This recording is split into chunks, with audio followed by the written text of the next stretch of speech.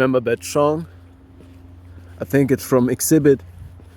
What's the difference between me and you? Me and you. Pretty aggressive song, yes. Say. Today I have a spontaneous inspiration. That's why I'm taking the long way home, just to supply you with that grade A supply right here, right now. Content, See, I think that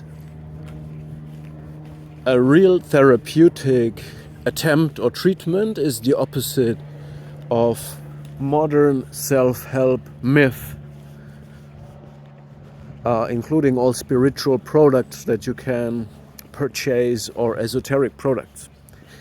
So therapy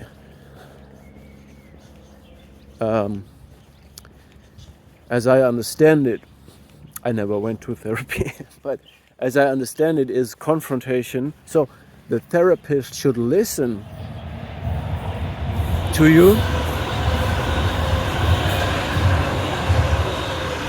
in an empathic way, in a safe environment, and first of all try to understand you.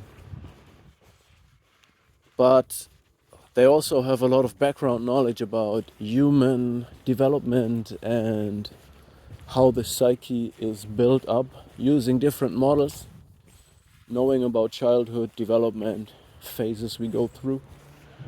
Make a small break. So basically it's confrontation, but with background knowledge and empathic understanding of you. How much confrontation can you take? And they must be careful with doing that, because the confrontation leads to aggression. So therapy means to listen to the fantasy, the self-concept of a person, understand it empathically and based on background knowledge, and then carefully confront the person with reality, which is the antidote to their fantasy.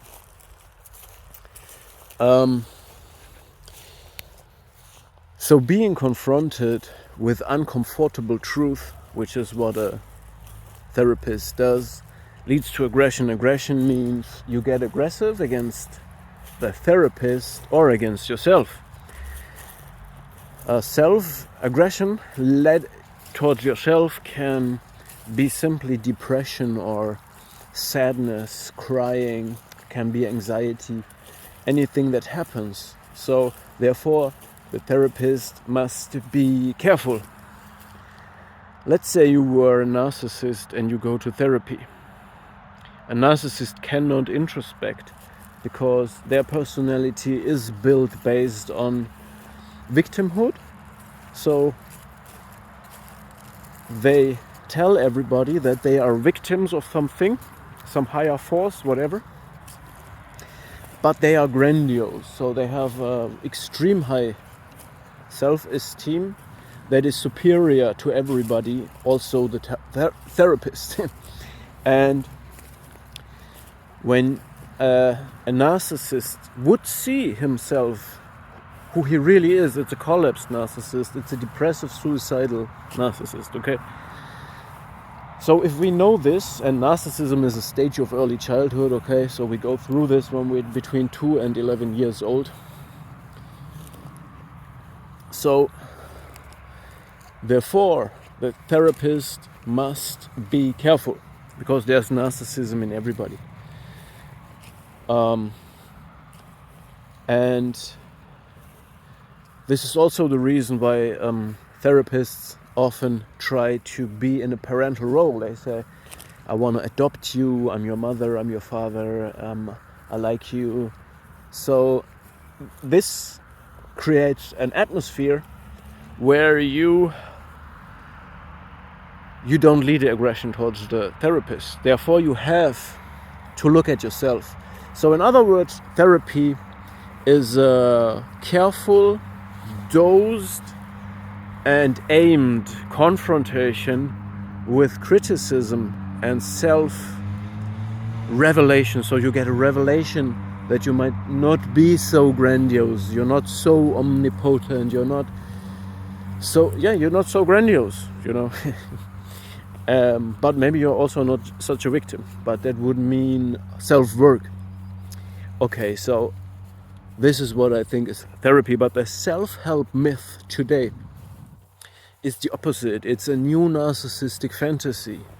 So if somebody tells you, you are chosen and you are under attack because you are so grandiose and this and that, or you're on a heroic journey, or you're this or that archetype, so you purchase a product, you do a heroic journey, you do a Kundalini awakening, you do any kind of whatever system, and they tell you something and you go home and you feel now better or elevated, they most likely have sold you a narcissistic fantasy.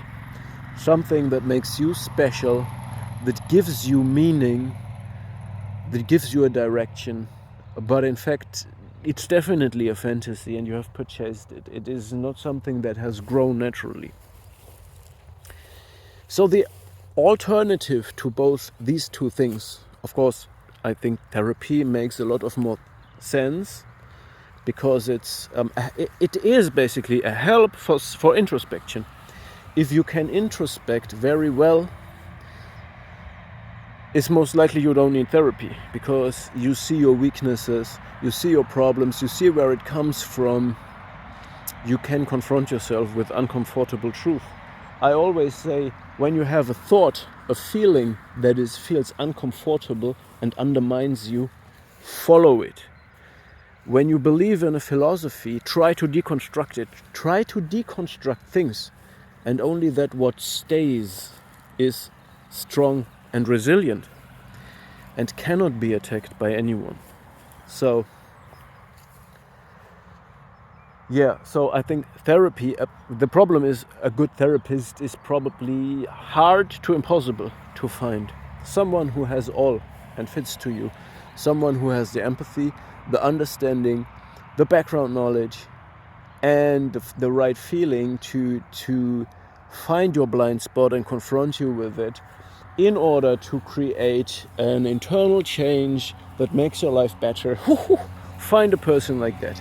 No, this is something you can learn to do to yourself by introspecting and being critical and broadly educated about philosophy and psychology, I think. But I would not recommend for real personal growth or change to buy spiritual or esoteric products, because they will just sell you a fantasy that will increase your ego, reduce your ability to self-assess and self-reflect. They will just give you a grandiose sense of self that will invite new demons that will take you over when people see through this fake facade, will make you aggressive, anxious, and dysfunctional, basically. I just had this chain of thought and I wanted to share it.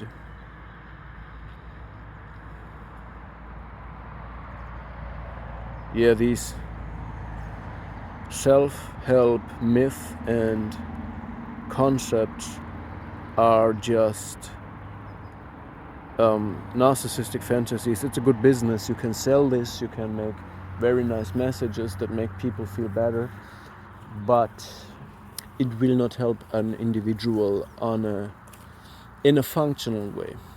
Okay. So the third path, the third alternative. Okay, we have therapy, we have self-help, spiritual and esoteric. A mix of narcissistic fantasies as a soothing product, but therapy can work if you would have the right therapist. narcissistic fantasies will give you a quick fix that is which will divorce you from yourself, from your real purpose, your soul. And we have individuation. Individuation is a mix of it all. It is like when you have the ability to introspect, reflect, have psychological knowledge, have spiritual knowledge, have all the knowledge. Of course, Carl Gustav Jung, Nietzsche is the background psychology for individuation. But it means that the things are naturally evolving and happening in your life by functioning and engaging in life. Okay, so you work, you look, you search, you live, you fail, you rise, you fall, you cry, you try, you do anything. You can be aggressive, you can try something new. You was always a people pleaser, always peaceful, you lived like Jesus. Alright, you had a lot of blessings through that, but a lot of disadvantages as well. So try something new. Try, be a child again, right? Try, push, fail, repeat. Just put yourself out there and the patterns will come. So there is this big illusion of capitalism itself, of the consuming world we're living in, that people think taste means the things that you purchase, the artworks that you have at home. Oh, I have all these artworks here. I've collected all this art. I have such a beautiful architecture, my house, you know. But what did you do? What did you create? What is your style? That's not your taste. That's your money. That's a delusion. That's your greediness. That's consumption. That's not you. You know. What is it? What is it? What is your shape? What is your shape inside? What do you create? What do you attract? Not what do you buy. What do you buy? No. That's not your taste. Your taste is also what you say no to. Your taste is everything that you reject.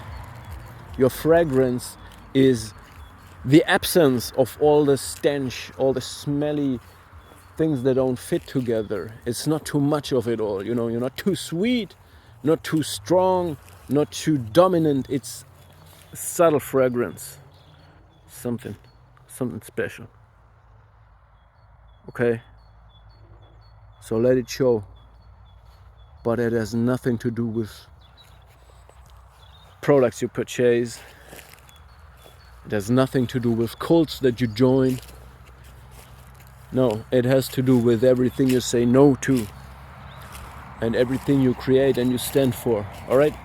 I always say to people, what I am, you see, it stands in front of you. That's me.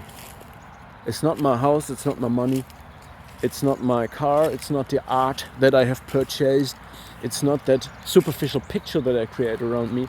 What I am stands in front of you. This is what I am. This is what my essence is. I'm here. I said no to a lot of things in my life. Therefore, the result is me. Right?